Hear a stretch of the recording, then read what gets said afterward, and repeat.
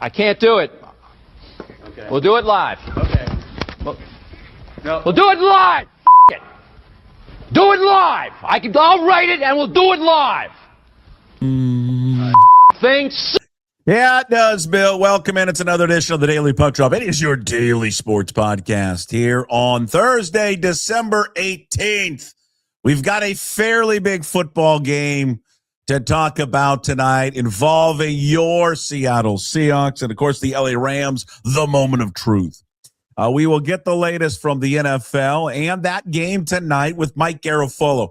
Mike might be a few minutes late. He's got something going on, but we'll sneak him in as soon as he is ready to go. It is a Thursday. That means our best friend, one of them, KJ-Arent with the one and only Mitch Levy, is coming up today.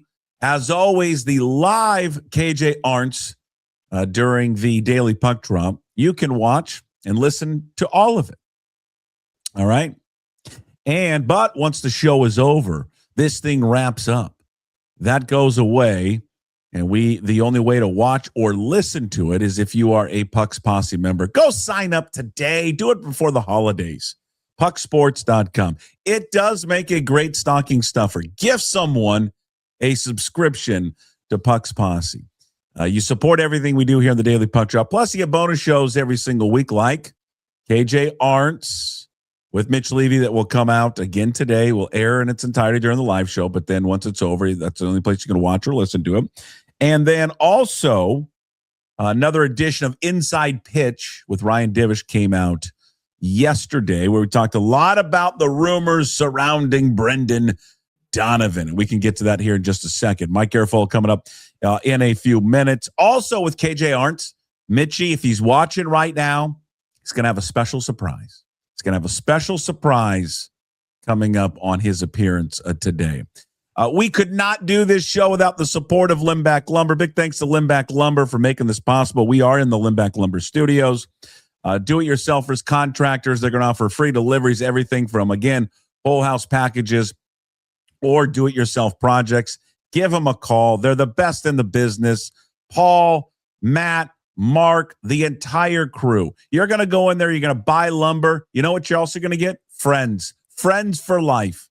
They're at Limback Lumber. 206-782-3487. You can also visit the website as well, limbacklumber.com. And during this holiday season, with Christmas coming up next week, also with everything that's happening around our region right now in Western Washington with all the flooding, it's a good time. They want to remind you, if you can, volunteer your time, money, or food at your nearest food bank. They do a lot of work with the Ballard Food Bank, but they are just asking you, if you can, contribute to your nearest food bank. All right, I think we got everything out of the way. Did I mention Puck Sports? Yeah, Puck Sports. And big thanks to all of our sponsors. As we are wrapping up another year here of Puck Sports, we've had a lot of great sponsors. Limback Lumber, the ones that are with us daily, Restoration One, Georgetown Brewery, Flat Stick Pub. Big thanks to one and all. Of course, in the next few weeks, we'll have abbreviated shows because of the holidays coming up next week and the week after. All right, so big game tonight, moment of truth. Great article written that's out there today by the go-to guy, Jim Moore. At Jim Moore, the go-to guy.substack.com. He titled it The Moment of Truth, and he's right. This is the moment of truth, not just for the Seahawks. It's the moment of truth for Sam Darnold. And it was something that on this week's show with Michael Sean Dugar, the Dugar Report, that we talked about. 3 potential seeds, basically. 1, 5, or 6. And that's almost basically going to be decided in 2 days or 3 days. Right now, Puck, they're playing a funky version of like Pete ball. Defense, special teams, and find a way to win in the fourth. Like Pete would have loved that game yesterday. Yeah. He would have got on top of game. Of course. He would have stood on top of Jason Myers' shoulders in the locker room and said, "Can you win the game in the first quarter? Can you win the game in this?" He would have went nuts. That was a Pete game yesterday, which isn't bad. Sure. Pete won a Super Bowl. There's a reason everybody wanted Pete gone. We're tired of Pete ball. They want a more complete operation, and they have to have that on Thursday. The season is on the line. All right, and the season is on the line because if they lose this game, I mean, the division's over.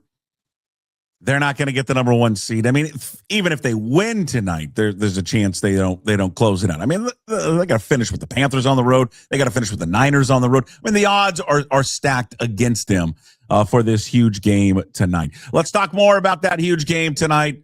Ladies and gentlemen, well, he was there. Now he's gone. We were just about to go to Mike Garafolo. Then he disappeared.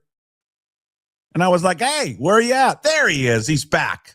Mike Garafolo joins us weekly to talk all things NFL. We'll spend the whole time talking about this matchup here tonight. And again, Garafolo is brought to you by Hartley and Hartley Insurance, your trusted family-owned insurance experts in the Puget Sound area since 1978. Honesty, fairness, integrity. Contact Jamie Hartley when he's not playing golf. And trust me, no one's playing golf right now in the Pacific Northwest. Guarantee you that.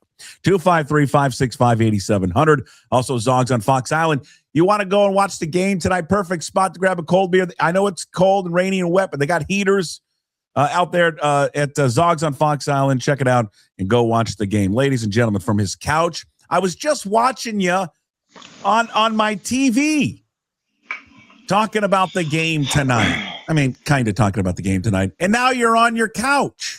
What do you mean, Mike kind of? Garafolo, NFL Network. I don't know. You could. I felt you could have spent some more time on the game. I needed Good Morning Football, wall-to-wall coverage of tonight's game. You know what I really wanted? I wanted you here. I wanted with boots on the ground in Seattle, live old school journalism reporting. That's what I wanted. I don't remember the last time I was in Seattle. In a long time. What is that? Training camp? Who's the one that always comes out for a training camp? Bridget Condon? Where's Bridget at? Put her on the ground. Let me see. She might be there tonight. Yeah, I need reports from Lumen Field, Mike. Oh, you're going to get reports from Lumen Field? I want it all day long. I don't want to hear about the Packers and the Bears. All right? I want to hear about the Seahawks and the Rams tonight. Nobody posted anything. Why would they? Hold on. Sorry. Mike, it's the biggest game of the year, and you know that. I said it's the biggest Thursday night game since 2008, 2007. What was the 2007 Thursday night game? Packers-Cowboys. Packers-Cowboys. It was 2007, yeah, because those are the two teams the Giants beat on the way to the Super Bowl. It was like 10-1 and 11-0 or something like that. And I mentioned this on Good Morning Football. I didn't have NFL Network because our local cable provider, which I think was Cablevision at the time, was in a dispute with NFL Network. A bunch of people didn't have NFL Network. And so everybody in town had to go to a bar to watch the game. And it was packed. Every bar was packed. And it's not even like a Giants or Jets game. No. It was an awesome scene. It was annoying as hell, but it was an awesome scene. I can't think of a late season Thursday night football game, and I may be forgetting one, but with that much on the line, such as this one. Because you listen, I said this today. You lose this game, Sam Darnold's got to be thinking this again, where I'm going to go 12-5 or whatever it winds up being, 13-4, and I'm going to have to go on the road again. Like, we just did this. So that's I like it. I think in college they're bringing back the importance of the regular season now because with Notre Dame it's like those two games early on you can't lose them. Mm-hmm. Sam Darnold's teams are bringing back the importance of the regular season. Well, and I always think we get this a lot in college football. These matchups where everybody the week build up to it. It's part of what ESPN does with College Game Day because you're going to be there, so that game's going to be big. Sometimes in the NFL you don't feel like you get that, right? Because most of the games, majority games are on Sunday. They're all at kind of the same time.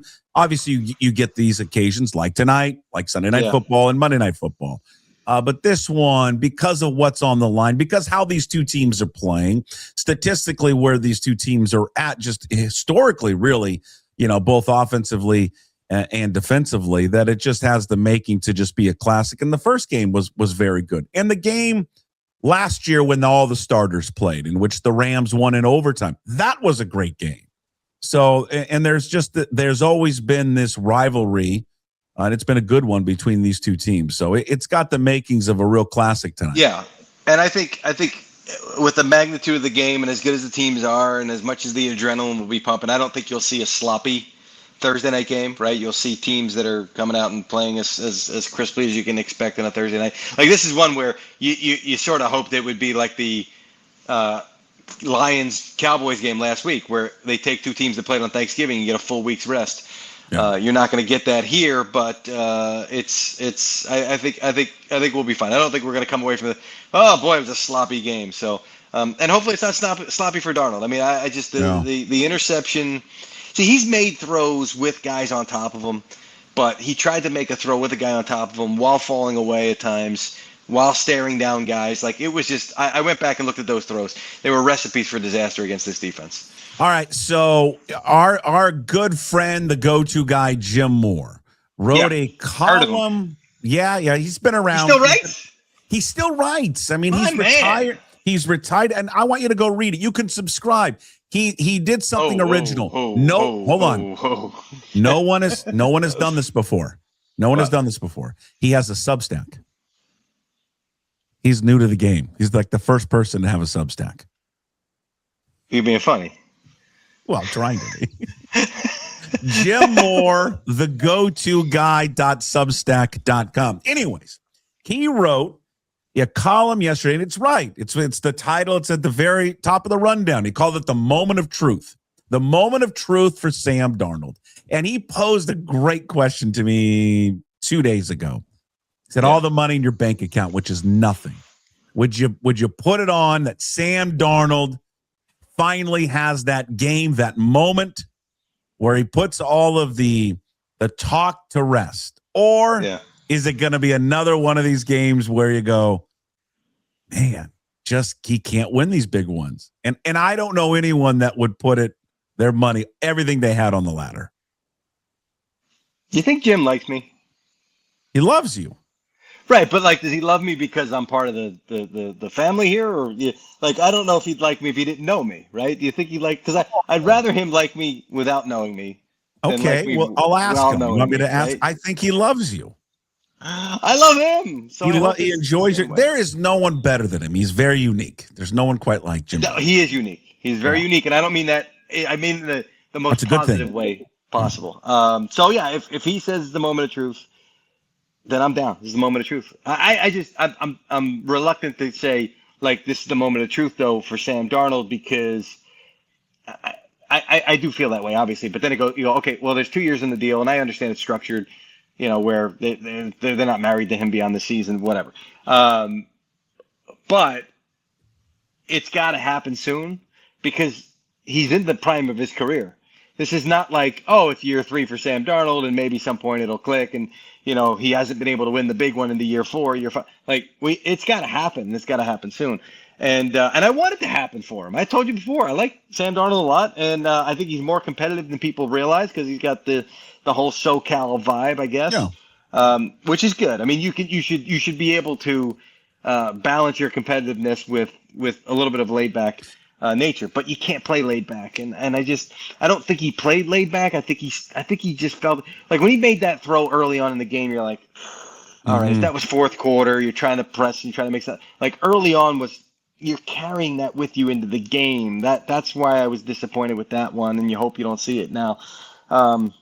So I feel like there were, and I think he's watching that film and going, okay, can't do that. And this is going to lead to interceptions against a really good defense that played well up front, by the way. And we came into that game saying, Sam Darnold's been kept clean. He hasn't had a lot of pressure around him. He felt it that day. He felt it immediately. He felt it early. They did a great job of manipulating the offensive line. There were a lot of twists and games that they were playing up front, which I expect to see tonight, which they're good at. I mean, we talked to Kobe Turner this offseason about that on the Insiders, and he said we were 4 individual rushers as rookies and doing a great job of getting home. And then it was like, when you know what your other guy and you work in tandem, boy, you're that much more effective. And that was one of the better tandem games that I've seen them play. And that being said, still a close game, still a chance to win at the end, still a lot of points scored. So, sometimes you sit there and you go, okay, this is how the game went. And this is the vibe that we got off it. But the line between winning and losing, between having a different conversation, was so thin. Well, I think what gets lost in the first meeting, and it shouldn't, is because all the focus was on Darnold, right? Was Darnold's 4 interceptions. Yeah. Look what that Seahawks defense did to the Rams. I mean, Matt Stafford is going to be the MVP of this league. Got 37 touchdowns, got 5 picks. He's thrown for 3,700 yards. They made him look That's his worst game of the year. And I mean, by far his worst game of the year. Like and it wasn't just that he didn't throw for a lot of yards. You go watch it. Like the times he quote kind of looks confused, doesn't know where to go. Like they was really baffled by what Mike Macdonald's defense was doing to him, which again, can they do that again tonight? I don't know. That's a lot to ask a defense to have that type of performance one more time. But the first go around was a damn good one.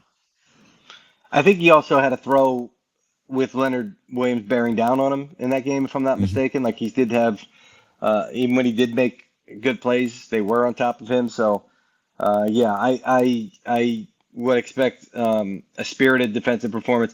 I made the point of this, and I even posted the clip on X. This notion of like, and I don't know if it's so much, maybe I'm twisting the words or misremembering, but Mike Macdonald saying like, we gotta win at home, right? You tell me, has the atmosphere at Lumen Field been the same as it was back in the rivalry days with the 49ers, or is it more they're just not finishing, they're just not winning the games? You tell me. Well, I would say a year ago before this year, because if you look at their games, they lost to Tampa at home, right? And then they're only in San Francisco. But I think you go back to the San Francisco game and you go, that's always going to be a tough game for them anyways.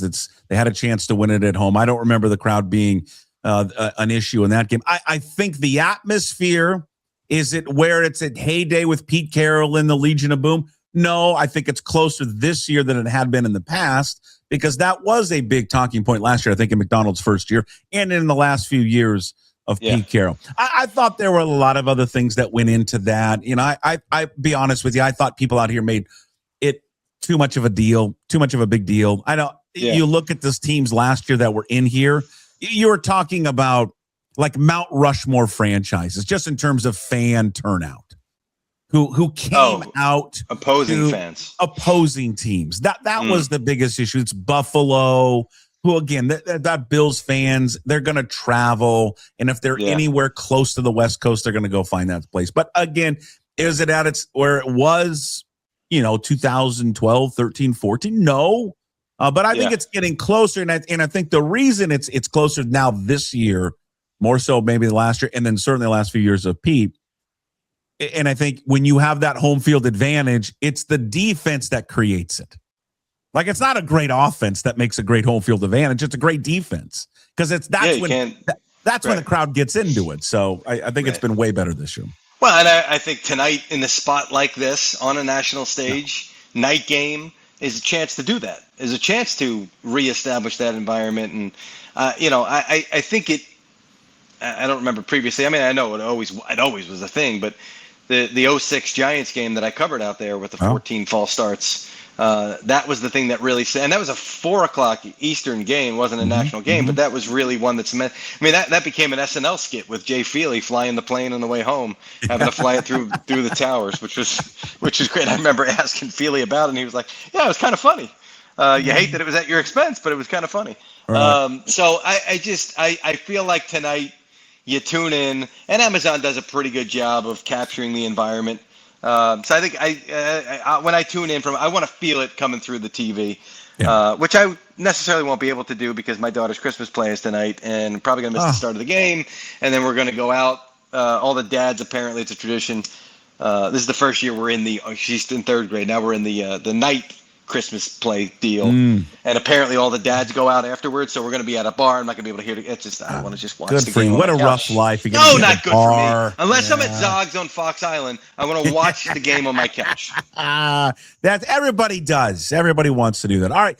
But I'll bet you at Zog's, they know to pipe in the game noise, even if it's not a Seahawks game. I don't like when you go. I'm with you on that one. I don't like when you go to a bar, and you're right. Zog's is one of these. They pump in the audio of the actual game. I don't like going to bars where they have the game on and they're playing music. It drives me nuts. Can we just get the game? Not even like the commercial break. You have the DJ take on. No, I want to hear the commercials. I want to hear them loud. I want to hear them in the bathroom. I want to hear them everywhere.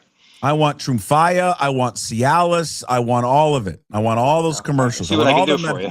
I want all the medicine that you have to take as you get older and older. Okay, I want to circle back to Sam Darnold. Let's just go what we know who's out. We know Charles Cross is out.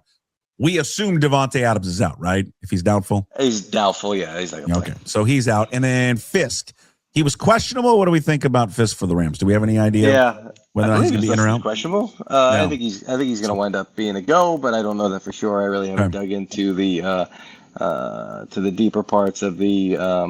But usually questionable. They generally go, but we. Not always. No. But his name's not Brandon. It's Braden. I always call him Brandon. I like to call him Brandon. Brayden. Yeah, I think so. No, that's not E-N. Braden. Let's try. There you go. I got it. Braden Fisk. Yeah. The old Fisker. He's listed as questionable. His status for the week was DMP. I don't know. I mean, I can double check on you for you on that one. Hey, what? I want to transition to Nacua for a second. It's been a good week for Puka Nacua, I think. Been a real good week for him, dude. I mean, did he really think? For people who don't know this, he did not know what he did. Did he not just think that inviting some streamers into the practice facility might be a bad idea on a short week? So that's going to be that big of an idiot. He's not an idiot. He's 26. Well, I did dumb shit when I was 26. Well, of course, and at 26, no, I'll tell you who's an idiot. I'll tell you who's an idiot. This kid that set him up because Puka didn't know what he was doing. And if you told me to do what he did, I was today years old when I learned what that means. Apparently, I don't know what it means. Yeah, and he did what would you describe that as? A trope, a anti-Semitic trope is what I would say. Which I don't know if a trope has to be verbal or. He's rubbing his hands together. Okay. Jewish friends have texted me. I first heard it from a Jewish friend yesterday, late last night. What did Puka do? And I was like, what? I don't know, something anti-Semitic. And I was like, what? I didn't see it till this morning. And then I have Jewish friends who text me. It was like, I had no idea. I'd never heard of that before in my life. Okay. I didn't know what it was. But this guy, the streamer, is Jewish, right? Yes, he is. Yes, he is. But he does this stuff because he thinks but to make a non-Jewish person do that, knowing that there's going to be blowback, you little moron. That's the most annoying and disturbing part of this whole thing to me. Yeah, I agree with you. Nakua has zero idea what that was. Zero idea. And you're going to get, I assume there's going to be an apology. Maybe sometimes they wait till after the game when he can face the camera. So you may not get it till after the game. But yeah, and that's the story that I heard, that he just didn't know what that meant. And if he did, he never mind. His agent's Jewish. How about that? I know that his agent's Jewish. Yeah. I mean, I don't mean to do the whole, but there's no way and I didn't know, like me, and I know a lot of things, and I did not. That was a new one for me. So, and then his brother. Then his brother. This is the story with the brother. I don't understand, because now, for people who don't know, his brother and another man have been, accused, and they're not arrested, but they took a guy's car who plays for the Lakers, who I've never heard of, and they took it without his permission. Now, isn't that stealing the car? Or are they friends with this guy? I don't know the specifics of that one. I don't know. I mean, obviously somebody felt like, it was enough to prosecute the word or whatever. But I don't think he's prosecuted. I don't think he was even arrested. It was just he I don't even think unlawfully took the car. He just he was arrested. I just saw the story briefly today. I don't think he was arrested, but he wasn't arrested. Okay, but all of that stuff, Mike, it gets buried. The biggest part of it is him just going off on the refs, like these refs are in on it. It's a scam. These refs are throwing flags because they want to get on TV. I mean, he's gonna get a hefty fine from the league on this. Reminds me of the Vince Lombardi NFL Films clip. Like, I want to go into the Nakua household, right? What the hell is going on around here? Can we all this at once? Yeah, this is going to be. You can't talk about refs like that. What he said. I don't remember. Yeah, you can. I mean, everybody. I hear from coaches all. I don't want to get fined. It's been quite the week for the Nakuas, and you wonder if it's going to affect them tonight. I don't know. Yeah, we'll see. We'll see. Now, with Adams not playing, I mean, Like, what do they do? What's the game plan? I mean, McVay's a great offensive play caller. He's going to have something. He knows that Adams probably wasn't going to play, so they put together a game plan. They use a ton of tight ends. You think they rely just more on Williams and Corum tonight and just try to run the ball as much as they can? Yeah, it's a tough defensive front you're running against, though. I mean, it's especially if you got the I mean, that's what you want to do because you take the crowd out of it that way. But there's not having Devontae Adams, because I remember when they signed him he's still a one-on-one win outside kind of guy, and it opens up everything else and just takes pressure off of this. Well, if he's not out there, it changes how you play things. So, I mean, you'll probably get a lot of heavy tight end looks, which allows you to run the ball out of that formation. And they've shown the ability to throw the ball out of that, because those guys can run and block. You can't play that kind of offense if you don't have dual threat tight ends. So, yeah, I'd expect they'll probably lean on those guys. And hopefully you can run the ball against the Seahawks. Okay, so let's go back to Sam Darnold. I think there's no doubt. I think all the eyes. Maybe I won't speak nationally because I don't know what the main storyline. That's what I'm here for. What do you want to know? Okay. I'll tell you. So the local storyline will be this. I want to know if it matches up with the national storyline. See, I think all of the attention, all of the focus tonight is on how he performs, how Darnold performs. Yeah. That's Locally? It. Oh yeah, that's it. Okay, people are so nervous tonight, excited but nervous at the same time to see what he can do. If you're wondering whether a national audience is going to pay attention to the quarterback, I would say yes, that's probably the case as well. Do you think nationally they understand how good this team is and they just need this quarterback not to lose it for them? Do they understand how good this team is? No, probably not. Probably not. Because I think a lot of people go, yeah, but, right? Like, and they're, yeah, but Sam Darnold. Yeah, but, big games. Win a lot of games, but postseason down. Because they can't get last year out of their head, which is why a poor performance tonight is only going to further cement that. I just don't want, I felt like all that was in his head, like I said earlier, going into that game. I don't want to see that tonight. I want a good first quarter from him. Right? And then whatever happens from there on out, happens from there on out. Second, third, fourth quarter, down the stretch. But I don't want, I just felt like he was affected before the opening coin toss last time. I don't want to see that tonight.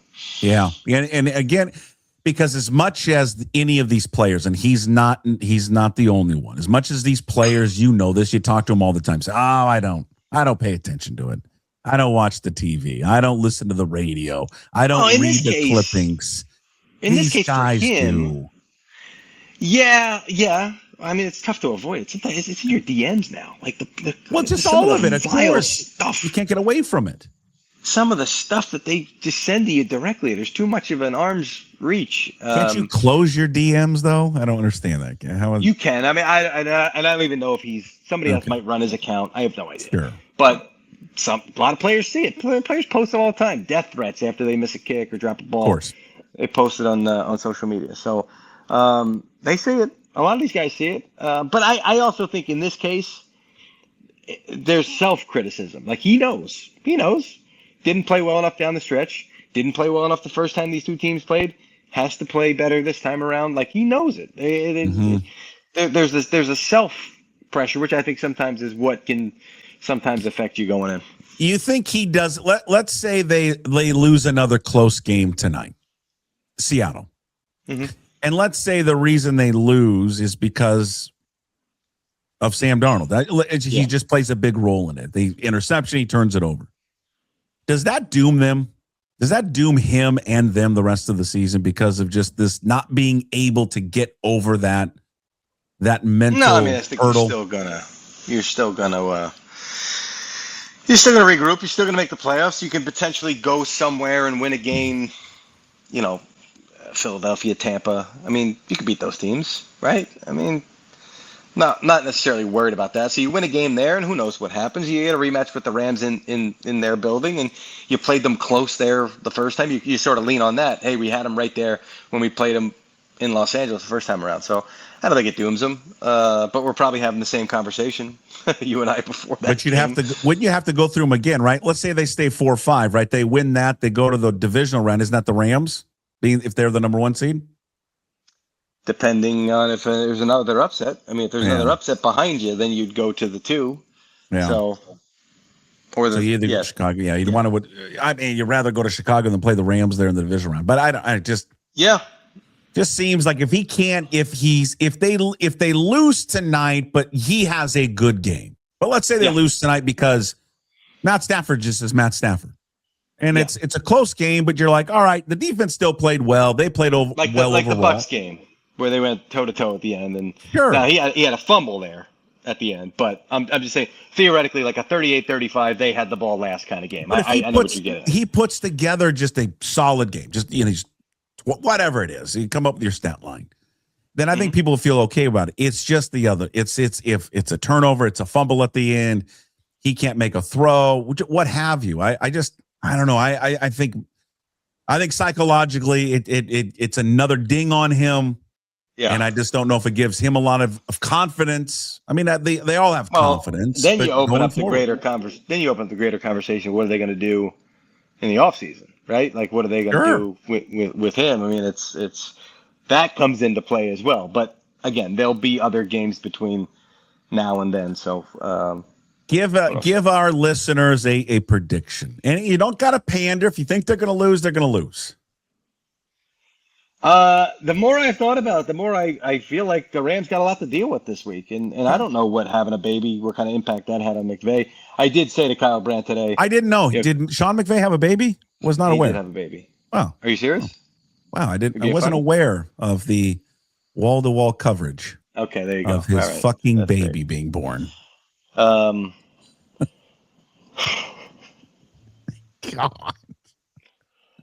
What is it like to have your baby born? I don't know. Just we ran a bite of like him. I think he said like I'm not staying up with the baby or something like that. And I turned to Kyle this morning, Kyle Brandt, and I was like, sometimes I'm jealous of NFL coaches where it's like you have a baby and that's great. And there's a story. Somebody was it Kyle Shanahan? Somebody was like, "Do you want to cut the cord?" Because he was running out the door to go back to a meeting. No, it wasn't Kyle. Who was it? Oh God, it was. Oh no! Hold on, I can get this. It was Peyton. It was Adam Gase. That's who it was. It was Adam Gase. It was Adam Gase doing what? His wife. I made myself laugh. His wife had the baby, and they said to him, he was running out the door, and they go, "Hold on, don't you want to cut the cord?" Because he had to get to a meeting with Peyton Manning. Stop! It's not funny. Oh. That's how fast.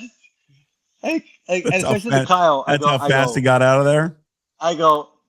Sometimes I'm jealous of these, because like I had a baby. That's great. Slept like a baby in my couch in my office, right? And then I think about how some of these kids are growing up with. They have no idea who dad is because he's never around, right? So I'm not jealous of that part of it. I just like the idea of like, great, we had a baby. We could have sleepless nights for the next 6 months. Not for me. All right, so you think the Seahawks are going to win? You feel good about the Seahawks? Sure. Okay, well, come on. Just trying to get you. I know, but there's no, like, I these screenshots of, gotcha. Oh, I'm not going to gotcha. It's just a prediction. You're not going to got me because I picked the Seahawks. Nobody ever remembers when you pick the right side. They just remember when you pick the right. So what are we making picks for? It's because it's fun. Why people take this so seriously? I think they're going to lose. Does that make me a bad person? I don't know. Maybe it does. No. Yeah, I think they're going to. I don't think they're going to win. I think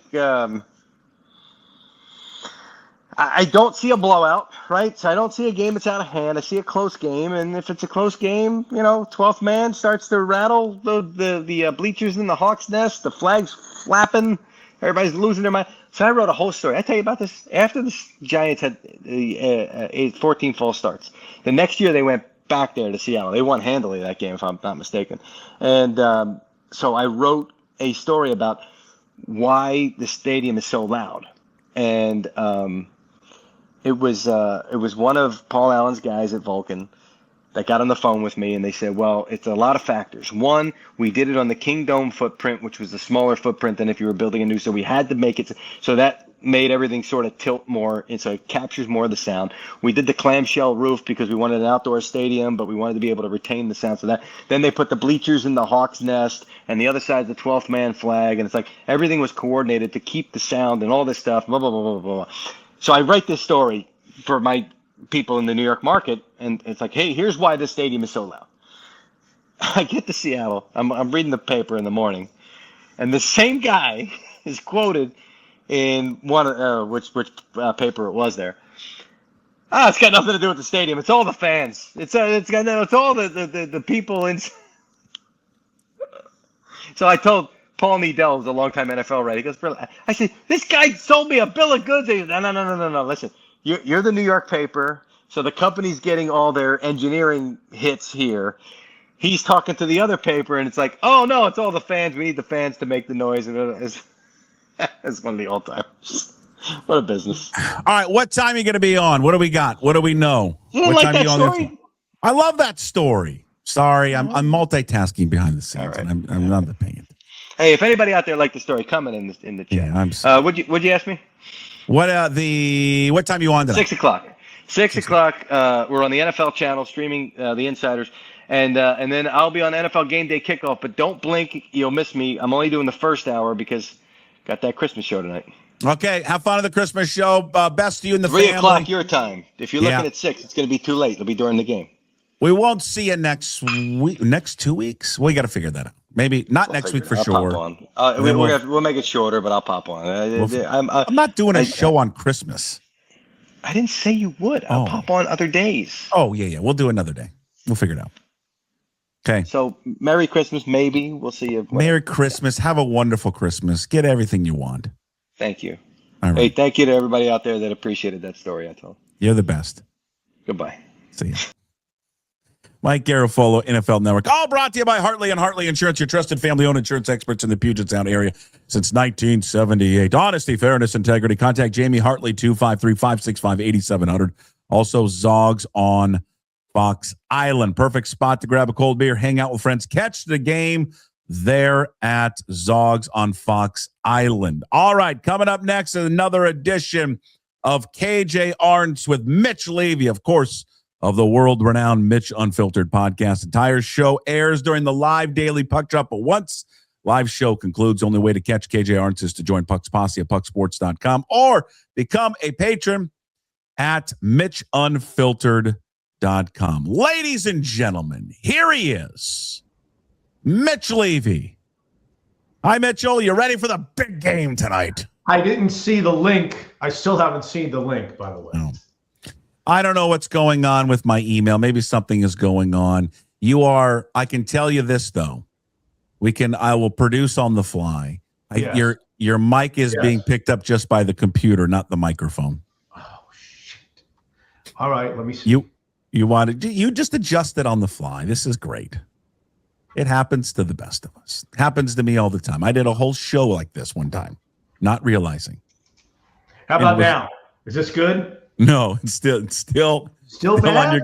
Still on your computer microphone. Really? Yeah. I don't know what's going on. How about now? Testing 1, 2, 3. There we go. You know what? Because I'm a Kelly Lichtenwald all over again. You know what? I'm so glad this happened to you. Not because what happened? Well, that you had this microphone problem, this technical problem. Yes. Not because I'm laughing at your expense. I'm laughing because the special surprise I have for you is laughing in the background, because every day in the 1 minute before he comes on, he can never figure anything out. And I know in the green room that he's laughing and he's like, I'm glad somebody else can't get anything to fucking work. There he is. You're together. Finally. Merry Christmas. What a surprise. What about a happy Hanukkah? Can I get a happy Hanukkah? Happy Hanukkah, Mitch. What are you guys going to do? Are you guys going to do the Puka Nakua anti-Semitic dance now while I'm here? Is that what's going to happen? It's on the agenda. No, Mitch, the thing is that Puck always gets so frustrated with me, but I know he doesn't get that way with you because you're kind of a superstar. Garafolo, he's a superstar. But no, I'm just, I've been his teammate for like 3 years, and when I have technical problems, it's like, oh God, oh. And then he comes on the air and it's like, hey, everybody, welcome, Limback Lumber. I'm a little put off by this surprise because I had a plan when I ultimately was going to join Puck and Jim Moore that I couldn't execute because this is a surprise to me as it is to your audience that I wasn't able to do. I was going to have a little sign in the back that says I'm number 2. And I wanted to make sure that I had that sign, but I don't have the sign because I didn't know that Jim Moore was coming on. Jim? That's okay. That's okay. You know what? He's up. Mitch, how you been? I've been good. I've been a little bit put off since the rankings came out, but I've kind of adapted to your rankings, and I've accepted where I stand, where my lot in life is. But I'm good. How are you, Jim? Okay, you think you should have been number 1 all time, best talk show? No, I don't. Sports talk show in Seattle. That's not for me to say, except that Well, it sounds like you feel that way. Well, my kids and my wife would tell you that I haven't quite been the same since your list came out.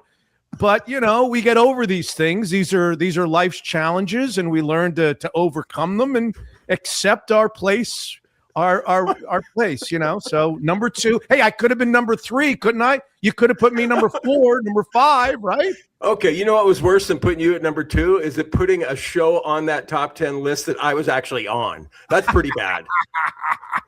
That's pretty bad. I can't even remember where I ranked that. No, I had a hard time though trying to figure out Graz with gas or Mitch Levy. Didn't. Mitch Levy. No, you didn't. I waited out. I flipped a coin. I swear to God. No, you didn't. You didn't have any tough time. You're just trying to make me feel better, which is okay. It's okay. Just as long as we all understand where we all are. It's just great to see you, Jim. I'm doing great. Did you know that I'm a regular Monday listener to your show, and I love Hot Shot. Do you? I love, when you have Neuheisel on, I love it every single time, except for that one time. Okay, all right. Something about Washington State. He was a candidate for the job. I'm not sure exactly what happened there, but so you lost a little bit of your luster with me there. Yeah. Did you hear the next one after I missed the boat on the topic that you're talking about? Did you hear last week's or no? Yes, I did. I listened to that, and it was better, but it didn't really make up for not asking him the question the first time. Well, what I want to know is does the Washington State president call you when she tells you that she's going to call you, or does she do the same thing with you that she did with Rick, which is this old gal needs some sleep? We'll talk to you tomorrow, and then you never hear from her again. How does it work? See, Mitch, I think you agree with me on this. It's just like with Barbara Hedges. If he'd gotten that interview with Betsy Cantwell, he would have won her over. He would have charmed the socks off her, and he'd be the head coach today. Yeah, I don't necessarily disagree. That's all he wanted. He wanted a shot. He just wanted a shot. He just wanted to get on the phone with her, but she was not. Why do we love the guy so much? I don't know. Come on. Your answer is probably different than my answer. I don't know. Do you have a personal relationship with Rick and his family at all or not? No, I know that you do, though. I don't know him that well, but he was always so good to me. And when I became a columnist at the PI, a week later he was hired, and he was nothing but content. I mean, he just a week into getting the job, he went on probation or something, or he committed some sort of NCAA violation. So he was and he always took it in stride. He never got upset when I wrote some negative stuff about him. He was just always happy-go-lucky and welcoming and funny and candid. God, I mean, that guy can work the room like nobody else. I swear to you, I've been in his company a lot, especially over the last many years. The last 5 or 7 years, and it's true. This is not hyperbole. I have never seen the guy in anything but a great mood. He is always in a great mood, and I'm not saying bad mood. I'm just saying I've never seen him even keeled. He's just always optimistic. Great things are going to happen. It's just the way he's wired and the way he looks at the world. And I've seen him with his kids. One of his kids is a struggling professional golfer and is trying to get, make his way. And I watch him on the range with the kid, and the kid is negative, and he's like convinced the kid's going to win the Masters the next time around. I mean, and it's not an act. It's not a put on. It's just the way he's built to be really happy and fun, and nothing you can say or write is going to get the guy down. Nothing gets the guy down. It's incredible. It's really incredible. Well, and yet there's a big segment of the population that thinks he's full of it too. So, because you know that quality, unless you know, and I know for sure it's real, legit, it's genuine. He's just a Pollyanna. He looks at everything, the bright side of everything. He sees the good in everybody, including me. I think a lot of people that don't know him and have never been in his company would see somebody like that and go, okay, that's got to be a put on. That's got to be fake. He can't be that way. And the truth is, there are a few people in this world that are. You know some. I always joke about our receptionist. Do you remember Lori, the receptionist, Puck? Well, I remember. Jim wouldn't remember, but I remember Lori. Oh, yeah. Yeah, Lori. I mean, same thing. You just come across these people every once in a while in your life, and you're like, they can't be that positive. They just can't be. And he is. He's true to the bone. He's that way. I think the go-to guy has some qualities like that. Oh yeah. I'm so positive and upbeat all the time. My glass is always so full, it's overflowing.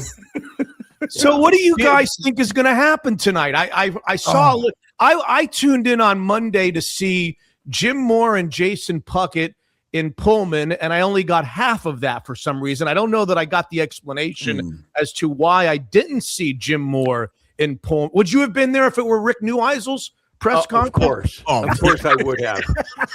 But the first part of that, the answer is that I wasn't invited or asked to go.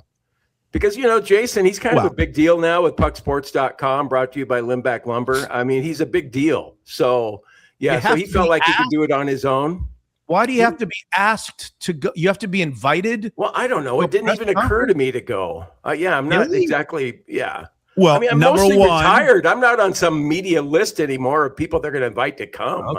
Okay. It was on a Tuesday in which he doesn't come on. He wasn't on Monday's show because he was traveling back from Seattle. Yeah. So he wasn't on Monday's show. And then Tuesday, what were you doing rather than being at the Kirby Moore press conference? Let's see. Was I playing golf? You were. You remember you put 2 in the water and you didn't break 80. Oh, that's right. I played golf at Crooked River. Played golf at Juniper yesterday. Yeah. Wait a second. You're breaking 80 these days, Jim? Really? Well, Crooked River. I was playing, the white tees, probably 5,600 yards, maybe 5,400. That's a fun yardage. Yeah. Did I, as an aside, did I see some sort of relay golf where Rory McIlroy was running around? Am I wrong about that? Was I hallucinating? Did I see something on the golf? I saw it last night. Jim, you maybe know about this. You probably bet on it. I have no idea what that was. What was that? Are they doing that studio golf thing again?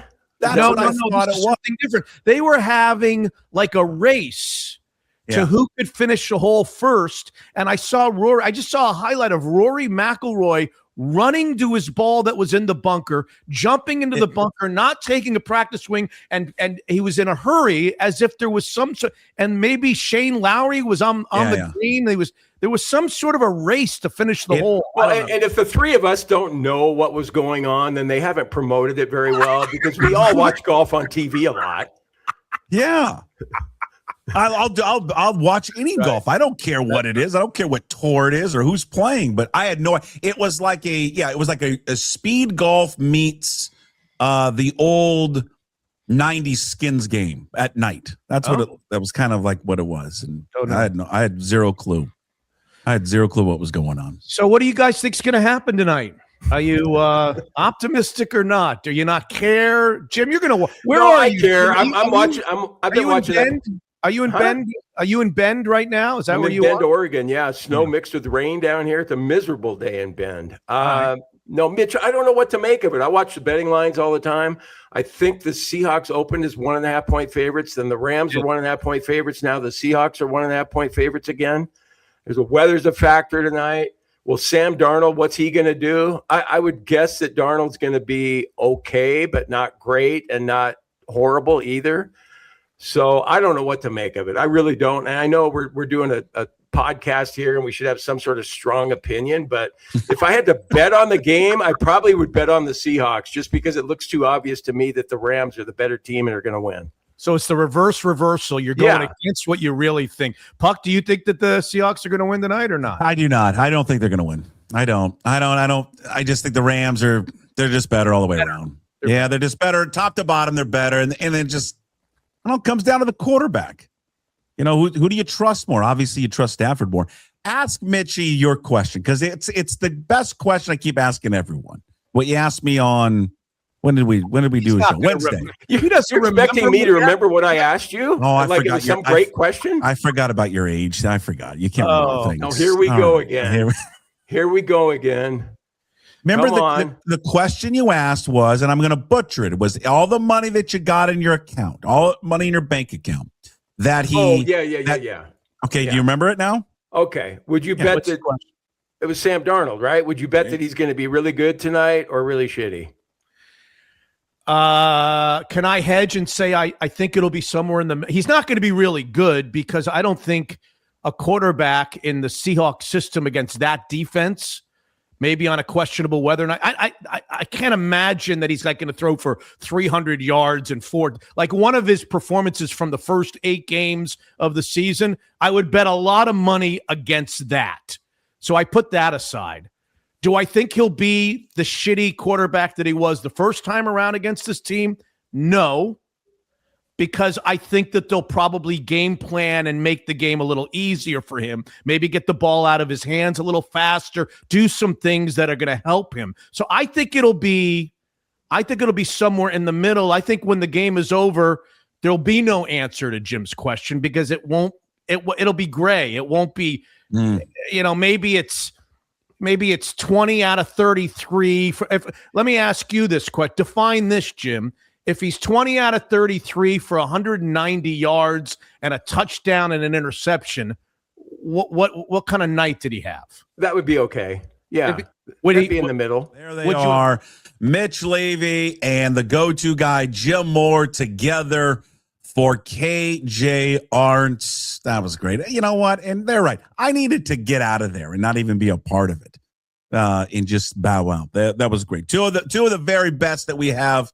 And probably 2 of the best that we have here on this every single week. And again, as we wrap up KJ-Arent, the full episode of KJ-Arent, again, airs during the live show. Once the live show is over, you can only watch or listen to it. If you are a Pucks Posse member, go to pucksports.com to sign up today, or you can sign up to become a patron at mitchunfiltered.com. All right, before we wrap up the show, we got On This Day to get to. What else we were going to do? We did the Michael Sean Dugar. Rob Staten is out there as well as we talk more Seahawks and Rams, obviously, tonight, which is just a monster game, obviously.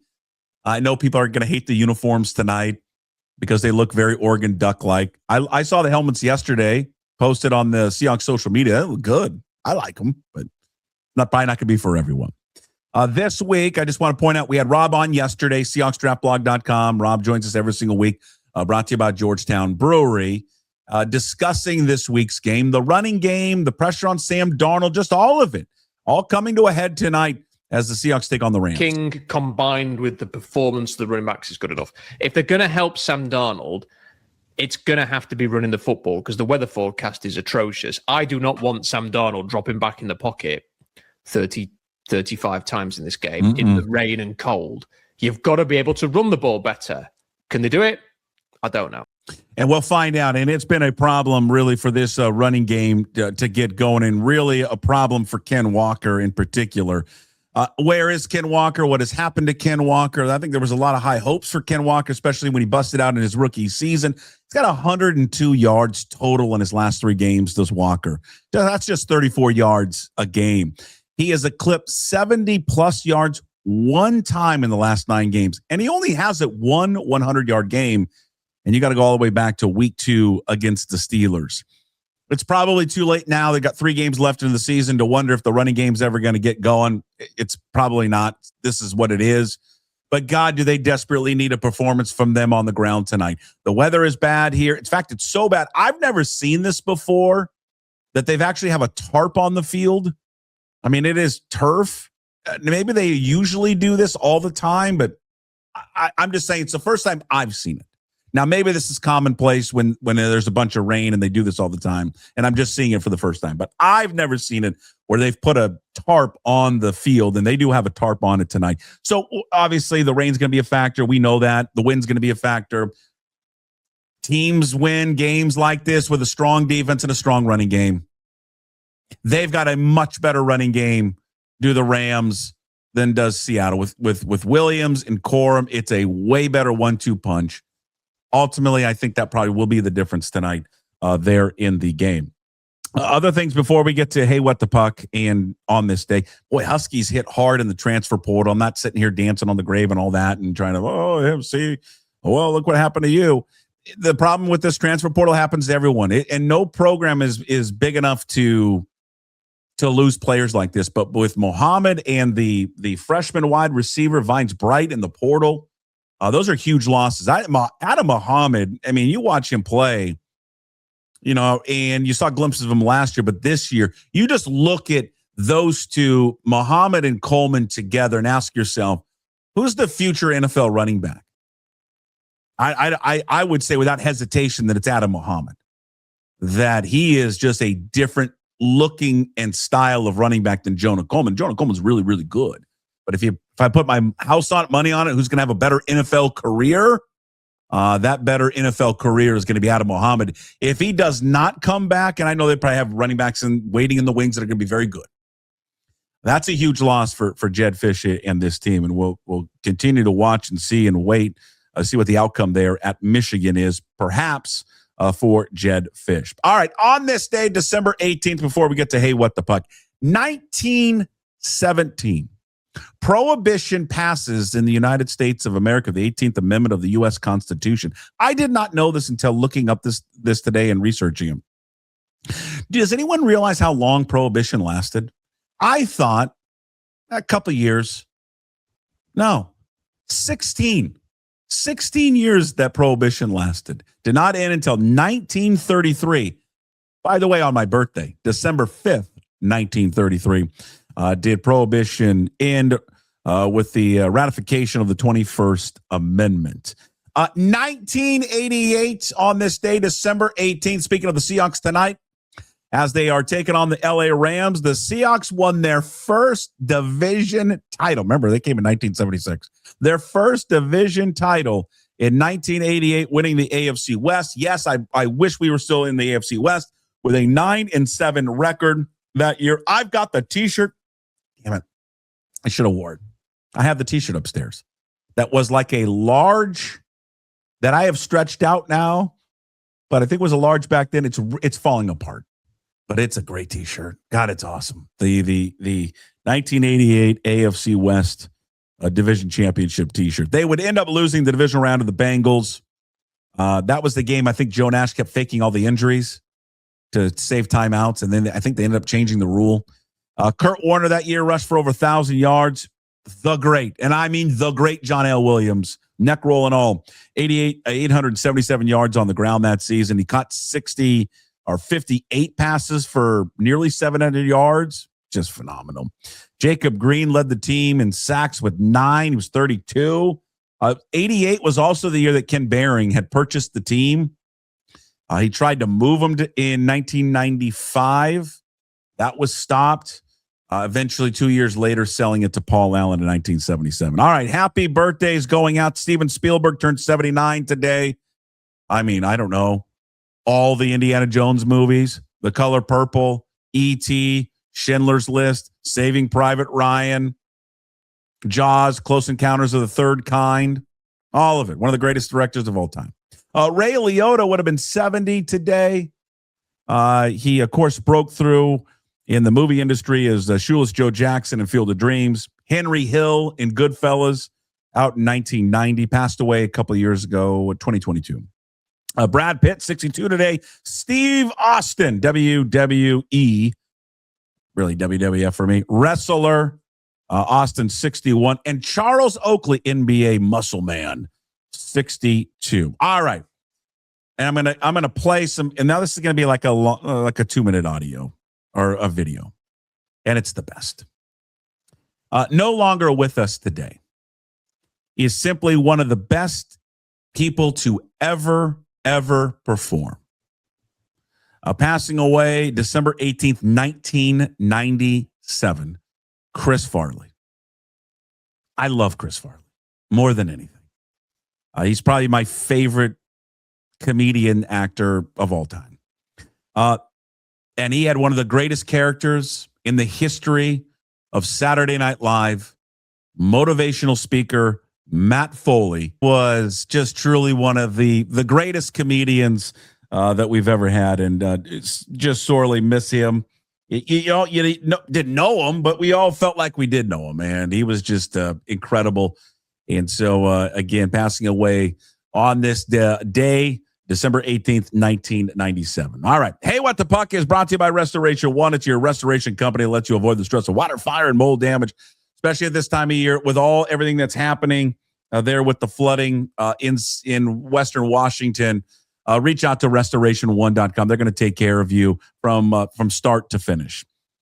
So please, and trust me, they know what they're doing, and especially in this time of need, you can use all the help you possibly can get. As for tonight in the football game, I'll repeat it. If they lose, they lose, that being the Seahawks. That's fine. I don't want them to lose because of Sam Darnold. I like Sam Darnold. I think he's a real good quarterback. I think they can win a championship with Sam Darnold. But if they lose tonight and they lose because of a poor game again for him, then I think the doubt for me will say they just can't win it with him. And I think there will be doubt with fans. I think there'll be doubt with the organization. And they'll have to start thinking about, in the future, can they truly win with him? I think that's what's at stake tonight, I think, for him. Again, they can lose, but it can't be because of him. He can't be the reason they lose tonight. He has a good game and they lose 23-20, fine. You can stomach that, but not like that first performance or something like that first performance. Hopefully he can get it done. I think there are a lot of people pulling for Sam Darnold, obviously, tonight. That's Hey, What the Puck, again, brought to you by Restoration One. Big thanks to everybody watching and listening today. Thank you to all our sponsors, Limbeck Lumber, Zogs on Fox Island, Hartley and Hartley Insurance, also Flat Stick Pub, Georgetown Brewery, and Restoration One. Today's Daily Puck Drop, you can find it up on YouTube. Please hit that subscribe button. Like the show. Leave comments if you can. Also find the Daily Puck Drop on your favorite podcast platforms, Apple and Spotify. Please visit pucksports.com. There you can sign up to become a Pucks Posse member. You enjoy all the free content we give you. Plus, we give you bonus shows every single week, like Inside Pitch with Ryan Divish and today's KJ-Arent with Mitch Levy. All right. That's it for us on this Thursday. Go Hawks. We'll see you tomorrow on Friday's edition of the show. Chris Egan will talk to the go-to guy. Will be back, our handicapper, TroyWins.com, and the last word with Bob Cantota. We'll see you tomorrow. As always, we promise to be better. No shoes, no ties. Would anybody like to smoke some pot? Yeah. I was born to love. I was born to lick your face. I was born to rub you, but you were born to rub me first. What do you need my address for? We like to send out a mailer. Mother of mercy, I don't speak Japanese!